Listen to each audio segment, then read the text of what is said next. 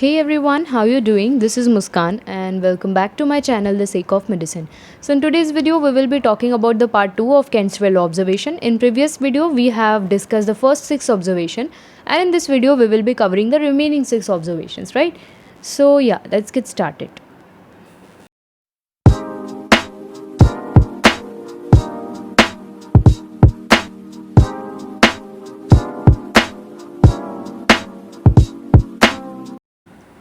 This is the seventh observation that which says a full time amelioration of symptoms yet no special relief to patient. Patient हमारे पास जो भी complain लेके आता है उस symptoms का उसको फुल टाइम एमेल्योरेशन तो हो जाता है but the patient is still पूरा का पूरा बेटर नहीं है वो. अब ये किन केसेस में होता है कि जहाँ पे फॉर एग्ज़ाम्पल जैसे कि एक एग्ज़ाम्पल देते हैं कि किसी एक पर्सन कोई एक पेशेंट है उसको सिर्फ एक ही किडनी है, ठीक है. तो अगर वो किडनी रिलेटेड कोई भी प्रॉब्लम कोई भी सिम्टम हमारे पास लेके आता है तो हम उस सिम्टम को ठीक कर सकते हैं लेकिन we can not regain whole of its function because एक किडनी तो है ही नहीं ना. दूसरा एक एग्जाम्पल है जैसे ट्यूबरक्यूलोसिस जब हील हो गया हो तो जो फाइब्रोसिस होता है सिस्ट बन जाता है तो उतना area of lung doesn't work, ठीक है. हम उसके रेस्पिरेटरी कोई भी सिम्टम होंगे उसको हम ठीक कर सकते हैं लेकिन उतने एरिया के जो बोलते हैं ना हम वर्किंग कैपेसिटी को वापस नहीं ला सकते.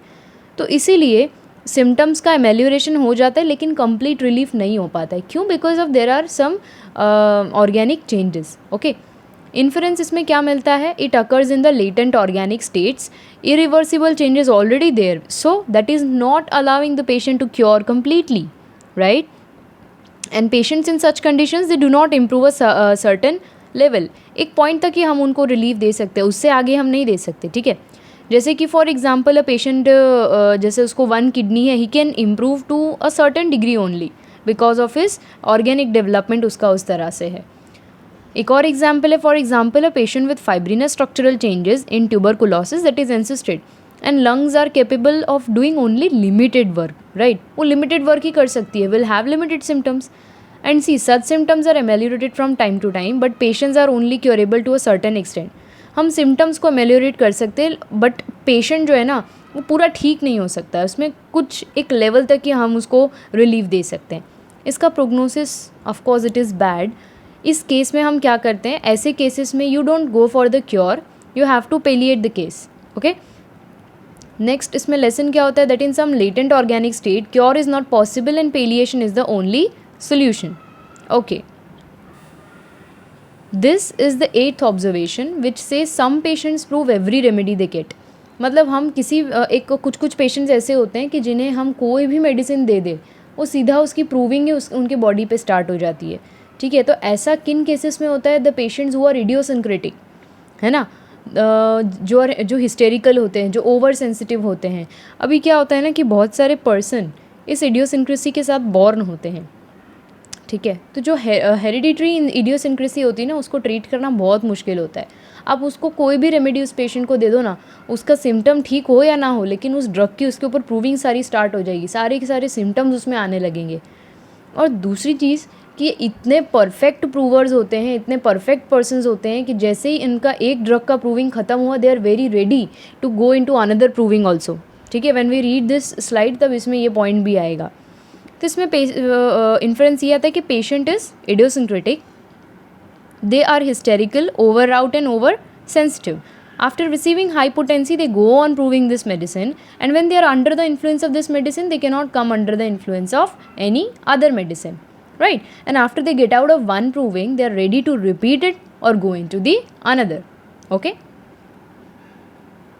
प्रोग्नोसिस इसका बैड है. अभी तुम कोई भी मेडिसिन दो वो उसका प्रूविंग उसके ऊपर स्टार्ट हो जाएगा तो वो तो बेचारे को ट्रबल हो जाएगा, है ना. what to do in such cases? you can go back to lower potencies like 30th or 200th, right. Acute case है तो 30-200 पोटेंसी रखो, क्रॉनिक है तो 30-200 या 500 पोटेंसी रखो. what do you learn from this case? That it is difficult to cure. जैसा कि मैंने कहा था कि अगर इनबॉर्न आपको ओवर सेंसिटिविटी इडियोसिंक्रेसी है तो हम उसको बहुत डिफ़िकल्ट होता है उसको क्योर करना, ठीक है. It is difficult to cure the so called over sensitive patient who are idiosyncratic to everything. Many of them are born with this and will die with it. They don't rise above this over irritable and over out stage. Done? ये हो गया हमारा 8th observation. Now we have the ninth observation, action of medicine upon the provers. अभी ऐसा होता है कि जब हम प्रूविंग करते हैं ना मेडिसिन की, तो अगर वो प्रूवर जो है वो हेल्दी है तो उसको प्रूविंग से बेनिफिट ही होगा, ठीक है। बिकॉज जैसे कि अब प्रूविंग में क्या होता है ना, जैसे कि एक हम एग्जांपल लेते हैं कि प्रूविंग से पहले हमने उस पर्सन को सामने बिठाया, उसका जो भी हम कॉन्स्टिट्यूशनल स्टेट है उसको नोट डाउन करते हैं। कॉन्स्टिट्यूशनल स्टेट यानी कि वो लीन है, थिन है, वो कैसा दिख रहा है, फिजिकल मेकअप क्या है, उसके फिजिकल जनरल्स क्या है, desire, aversion, appetite, thirst and stool and bowel and urine and everything, सब कुछ हम उसमें रिकॉर्ड करते हैं। Then when we start the proving, suppose अगर वो पर्सन बोलता है कि स्टार्टिंग में ही बोल देता है कि मेरे को है ना सॉल्ट हर खाने में ज़्यादा चाहिए, I have a desire for salt, ठीक है। और अगर प्रूविंग के टाइम पे भी ही सेज़ कि मेरे को डिज़ायर फॉर सॉल्ट है, तो ये तो उसका कॉन्स्टिट्यूशन है, ये मेडिसिन का सिम्टम नहीं है, ठीक है। बट इन केस अगर वो बोलता है कि मेरे को जो पहले सॉल्ट का डिज़ायर था ना वो लो हो चुका है, so that is something different which we noticed, उस चीज़ को हमें नोट डाउन करना है, right. Okay, so healthy provers are always benefited by provings if they are properly conducted. The constitutional status of an individual who is a prover is carefully observed and noted and they should be subtracted from the proving। जैसा कि मैंने कहा कि उसने बोला कि मेरे को डिज़ायर फॉर सॉल्ट है, प्रूविंग के पहले आपने प्रूविंग कर दिया, उसमें भी उसने बोला था मुझे डिज़ायर फॉर सॉल्ट है, तो प्रूविंग में से उस डिज़ायर फॉर सॉल्ट वाले सिम्टम को निकाल दो, बिकॉज वो उसका कॉन्स्टिट्यूशनल सिम्टम है जो कि उसके बॉडी में पहले से प्रेजेंट था, right. But if they appear the change in them is noted. For example if he says कि मेरी सॉल्ट की क्रेविंग और बढ़ गई है या कम हो गई है, तो उसे ही नोट करना है हमें, ठीक है। Okay, so this is the 10th observation, जिसका मतलब होता है मेडिसिनल एग्रावेशन, दैट नए सिम्टम्स आने लगते हैं, तुमने रेमेडी दिया और उसके बाद न्यू सिम्टम्स आने लगे, ठीक है। तो इसमें हमें क्या देखने को मिलता है, पहली बात तो तुमको ये कंफर्म करना है कि सच्ची में वो नए सिम्टम्स हैं। कई बार ऐसा भी होता है कि पेशेंट के बॉडी में वो सिम्टम रहते हैं बट उसने नोटिस नहीं किया हो, एसेसरी सिम्टम्स, राइट। या तो ऐसा भी हो सकता है कि बहुत पहले या बचपन में या एकदम छोटे में वो सिम्टम उसकी बॉडी में आए होंगे जो उसे याद नहीं होंगे, ठीक है, तो वो उसके पेरेंट्स को याद रहेंगे, ठीक है। कंफर्म कर लिया कि भाई यार न्यू सिम्टम्स नहीं है, तो कि वो पुराने सिम्टम्स नहीं है, दे आर रियली न्यू, ठीक है। हमें पता चल गया कि ना ही वो बचपन में आए थे, ना ही ये उसका कोई एसेसरी सिम्टम है, ये एक्चुअल में नया सिम्टम है जो उसकी बॉडी में पहले कभी भी नहीं आया, ठीक है। तो इसका मीनिंग ये हो सकता है कि या तो तुमने मेडिसिन गलत दी है, मेडिसिन अगर सही है तो या तो पोटेंसी तुमने गड़बड़ वाली दी है, और अगर पोटेंसी भी सही है तो फिर उसका जो रिपीटिशन है वो बराबर नहीं है, ठीक है। So what is the inference before coming to any conclusion, as I said, verify that those are the new symptoms. Sometimes new symptoms turn out to be the old symptoms as the patient forgets to mention them during the case taking, right? For example एक patient है, उसको 2 दिन में एक बार stool pass होता है and he forgets to tell this in the case taking, and then when he comes and says कि doctor I pass stool once in 2 days, so हम तो यही समझेंगे कि न्यू सिम्टम्स है। So a good physician, a good practitioner will go deep in to the case and will investigate कि ये symptom उसे पहले था या नहीं। But if really that symptom is new, then it might be wrong medicine. It might be because of correct medicine with high potency than necessary, or it might be correct medicine with correct potency but for longer period than necessary. Repetition में गड़बड़ है, ठीक है। Of course इसका prognosis is bad, okay? Now at this time तुम क्या करोगे? You have to stop the medicine, you have to antidote its action. You can retake the case and give the correct medicine, or you can, अगर medicine perfect है तो potency और repetition में change कर सकते हो, ठीक है। Now what is the lesson? ये जो ना मेडिसिनल सिम्टम्स होते हैं, यानी कि जो मेडिसिन के सिम्टम्स रहते हैं ना वो पेशेंट के बॉडी में आना स्टार्ट हो जाते हैं, तो इसमें ऐसा कोई घबराने वाली बात नहीं, बिकॉज जैसे ही वो सिम्टम्स चले जाते हैं पेशेंट अपनी पुरानी कंडीशन में वापस आ जाता है, okay. And after the new symptoms have passed away, the patient may settle with the original state, and these new symptoms are the symptoms of medicine and the patient is not going to recover with this remedy, ठीक है। हमें ये ध्यान रखना है कि medicinal aggravation जिस medicine से आ गया है, पेशेंट उस रेमेडी से क्योर नहीं होने वाला है, we need to change the remedy, done, okay.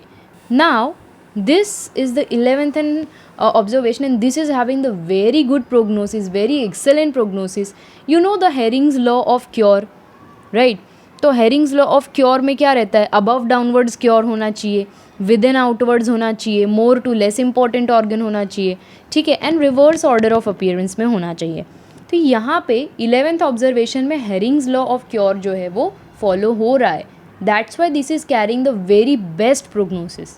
Okay, now what is the inference, अगर पुराने सिम्टम्स वापस आते हैं तो उसमें आपका इन्फ्लुएंस क्या है। सी, पुराने सिम्टम का वापस आना इज़ कि मेरे पास कोई अस्थमा का पेशेंट आता है और उस अस्थमा के पेशेंट को प्रीवियस एक हिस्ट्री थी कोई बड़ी स्किन डिजीज़ की, कोई स्किन कंप्लेंट थी, जो कि मॉडर्न मेडिसिन के हिसाब से, ऑइंटमेंट के हिसाब से उन लोगों ने उसे सप्रेस कर दिया था, जिसके बाद उसे अस्थमा डेवलप हुआ। तो जब मैंने उसको मेडिसिन दी तो उसको वो स्किन इरप्शंस जो है वो वापस आ गए। तो that's a very good sign कि जो प्रीवियसली सप्रेस्ड सिम्टम है, ओल्ड सिम्टम्स है, वो वापस आ रहे हैं, यानी क्योर क्या रिवर्स ऑर्डर में जा रहा है, right. Okay, that was the example, वो अपने लिखा हुआ है नीचे थियोरी, उसमें भी दिया हुआ है, बट एक ओवरव्यू था। इन्फरेंस क्या है कि रेमेडी एकदम परफेक्ट है, प्रीवियसली सप्रेस सिम्टम्स वो बाहर निकल के आ रहे, डिसीज़ जो है वो एकदम क्योरेबल स्टेट में है and it is on the road to the recovery, right. Symptoms जो है they disappear in the reverse order of appearance, यानी कि पहले क्या आया था उसको, पहले आया था स्किन इरप्शन, फिर आया था अस्थमा। तो पहले स्किन इरप्शन आया था, उसको पहले हम मेडिसिन से वापस से उसको बाहर निकालेंगे, फिर वो स्किन इरप्शंस जाएगा एंड देन उसके बाद अस्थमा क्योर होगा। डन। ओके, अब वही एग्जाम्पल दिया है। For example, a patient presently has respiratory symptoms like chronic cough, breathlessness, expectoration, it's not expectation, it's expectorations etcetera. So after giving homeopathic medicine, the respiratory symptoms go, but the patient now starts suffering from the skin condition. तो तब हमको patient को पूछना है कि क्या तुम्हें past में ऐसे सिम्टम्स थे। 90% केसेस में the answer will be yes, and फिर तुमको पूछना है कि उसका ट्रीटमेंट क्या था, आपने क्या किया उसके लिए। तो वही बोलेगा कि मेरे को ये डॉक्टर ने ऑइंटमेंट दिया था, ये डॉक्टर ने मुझे स्टेरॉइड दिया था और वो चला गया, ठीक है। इसका prognosis is very good. Okay, in this case what to do, case को टच तक नहीं करना, you don't have to disturb the action of medicine, no need of repetition of the dose. लेकिन अगर ओल्ड सिम्टम्स आए हैं और case वहीं पे अटक गया है, स्टेबल हो गया है, आगे नहीं जा रहा है, so you can repeat a dose of that medicine and the patient is encourage that your case is on the road to recovery, ठीक है। इससे हमें क्या सीखने को मिलता है, that appearance of old symptoms after prescribing a remedy is a good indication. If symptoms appear according to Hering's law of cure, there will be a classical cure. And the cure must take place from, ये Hering's law आ गया, from above downwards, within outwards, and from more important to less important organs and in reverse order of appearance. Okay. Okay, so this is the last observation, the final, that is 12th observation. इसमें क्या है कि symptoms take a wrong direction. Wrong direction यानी कि more important to less important organ जो है वो normal direction रहता है, ठीक है, अबव डाउनवर्ड रहता है, अंदर से बाहर विद इन आउटवर्ड रहता है, ठीक है। मैं हेरिंग्स लॉ की बात कर रही हूँ, तो वो होता है राइट डायरेक्शन। रॉन्ग डायरेक्शन यानी कि लेस इंपॉर्टेंट से मोर इंपॉर्टेंट ऑर्गन में जाए, आउटवर्ड से इनवर्ड की तरफ जाए, तो इन सब को हम बोलते हैं रॉन्ग डायरेक्शन। एक एग्जाम्पल दिया हुआ है कि सपोज़ कोई पर्सन मेरे पास आता है एंड लेट्स से कि he is having joint pain. हमने सारा चेकअप, डायग्नोसिस, वर्कअप सब कुछ किया तो पता चला कि उसको रूमेटिज़म है, ठीक है, रूमेटिज़म। तो हमने उसको रूमेटिज़म के लिए मेडिसिन दी, तो क्या हुआ, रूमेटिज़म तो ठीक हो गया, लेकिन उसको अब हार्ट सिम्टम्स आने लगे, ठीक है। एंड हार्ट सिम्टम्स आने लगे नहीं कि वो लेस इंपॉर्टेंट से मोर इंपॉर्टेंट ऑर्गन में चला गया, आउटवर्ड से इनवर्ड चला गया। So that's a reverse of Hering's law of cure, symptoms ना गलत डायरेक्शन में चले गए, ठीक है। That was a very good example of this observation. So let's read. तो इसमें हमको पता क्या चलता है कि तुमने जो मेडिसिन दी है वो एकदम गलत है। Okay, it has taken the disease process from less to more important organ, symptoms are not at all following the Hering's law of cure, and medicine जो है वो प्रॉपरली सिलेक्ट नहीं की गई थी by considering the general symptoms, but it was selected based on the particular general symptoms. यानी कि patient से उसका थर्स्ट पूछो, उसका desire, aversion, appetite, thirst, urine है, बावल है, ये सारे उसके फिजिकल जनरल्स हैं। हमको फिजिकल जनरल्स को भी बहुत इंपॉर्टेंस देना पड़ता है, ठीक है। सिर्फ आप पर्टिकुलर सिम्टम्स, ये नहीं कि अगर राइट साइडेड जॉइंट पेन है वो लेफ्ट साइड चला जा रहा है तो you will give lyco, no, you have to look for the general symptoms also.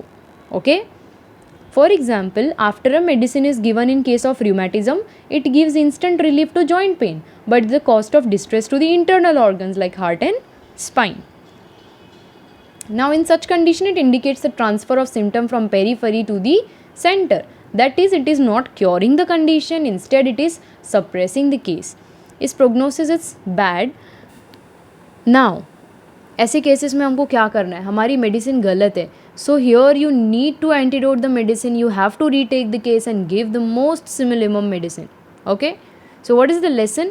तुमको कभी भी मेडिसिन जो है जनरल सिम्टम्स को ध्यान लेके ही देनी चाहिए, बट इसका मतलब ये नहीं कि आप सिर्फ जनरल सिम्टम्स को ध्यान दे के मेडिसिन दोगे. यू तभी तो कहते हैं कि होम्योपैथी जो है, केस टेकिंग जो है, वो एक आर्ट है.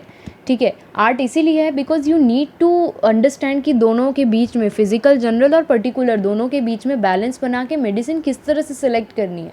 Okay, and importance is always given to the patient as a whole. You are not treating just that pathology, you are not just treating that joint pain, you have to treat the whole patient holistically, right? Curative process is always from center to periphery, not from periphery to center. ऐसा नहीं कि rheumatism के बाद उसको heart symptoms आए तो it's a good indication, no, वो तो फिर periphery से center हो गया ना, ये तो गलत चीज़ हो गई. अगर reverse of Herring's law is noticed after giving remedy, तुरंत हमको antidote करना पड़ता है. Done? Okay, so we have done all the 12 observations up till now. And अपने पहले अगर फर्स्ट वीडियो नहीं देखा है, फर्स्ट पार्ट नहीं देखा है, तो उसको नीचे प्लेलिस्ट में आपको लिंक मिल जाएगी, you can watch that video there. And talking about us, we are a chain of not like we can say chain of group. ये सिर्फ मैं ही चला रही हूँ. So I am Muskan Rathore, you all know me.